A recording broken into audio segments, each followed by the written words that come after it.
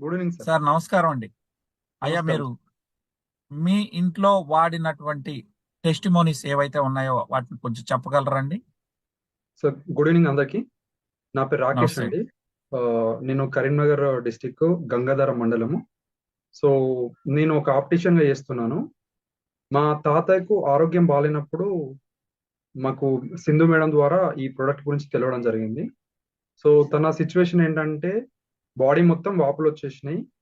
ఆ, గుండె ప్రాబ్లం తోని ఊపిరితిత్తులకు అండ్ బాడీ మొత్తం కూడా వాటర్ వచ్చేసినాయి. ఈ మేము ఈ విషయం తెలుసుకోవడానికి దాదాపు ఒక 1 మంత్ మనకు సివిల్ హాస్పిటల్కి వెళ్ళాము. సివిల్ హాస్పిటల్లో వాళ్ళు ఎలాంటి రెస్పాన్స్ ఇవ్వలేదు.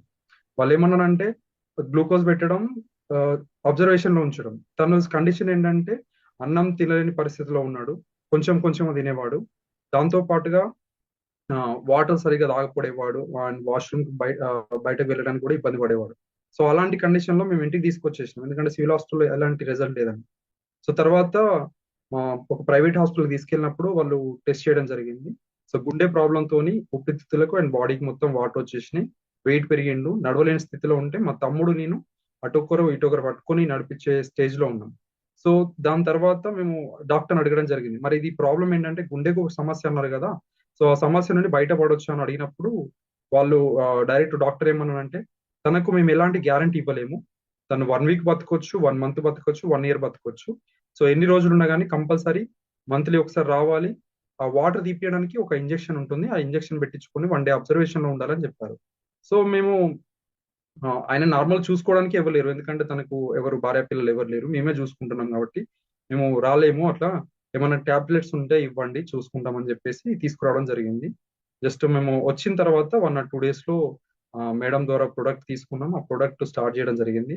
విత్ ఇన్ 5 days లోపల తన స్కిన్ మొత్తం, యాక్చువల్లీ మేము ఒక ఇవ్వక ముందు ఎట్లా ఉండంటే బాడీ మొత్తం వాటర్ వచ్చేసి ఆ వాటర్ ఇట్లా చేతులు కాళ్ళు ఇట్లా ప్రెస్ చేసినప్పుడు వాటర్ కారేవి.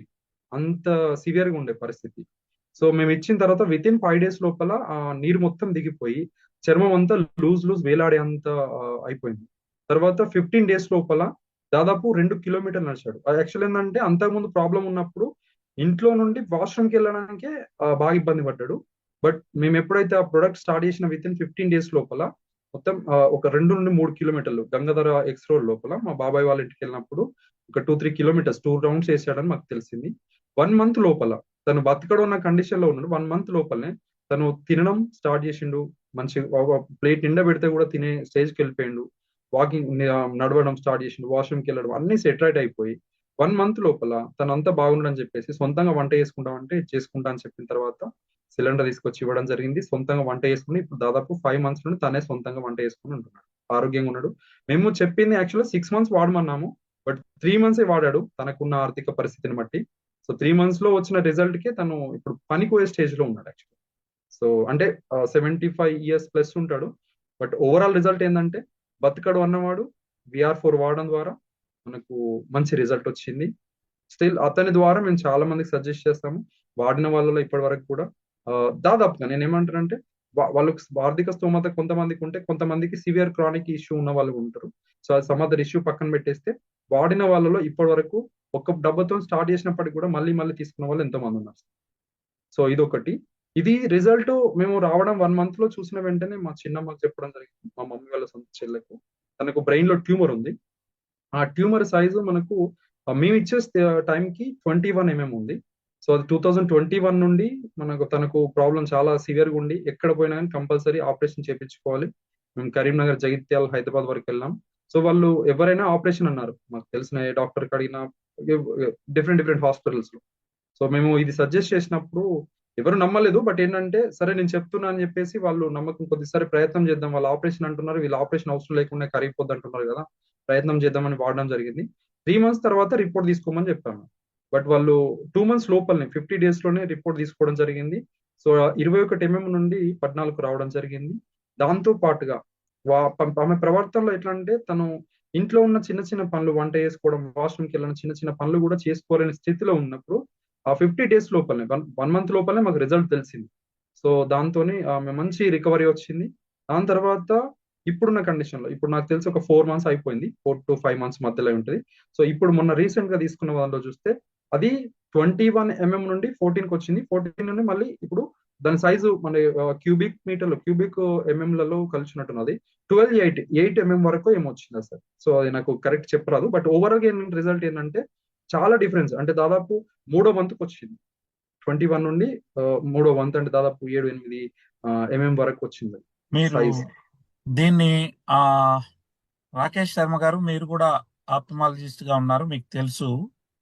మరి ఎక్కడైనా ఇప్పటి వరకు ట్యూమర్స్ అనేది కరగడం అనేది చాలా రేర్ గా ఉంటది.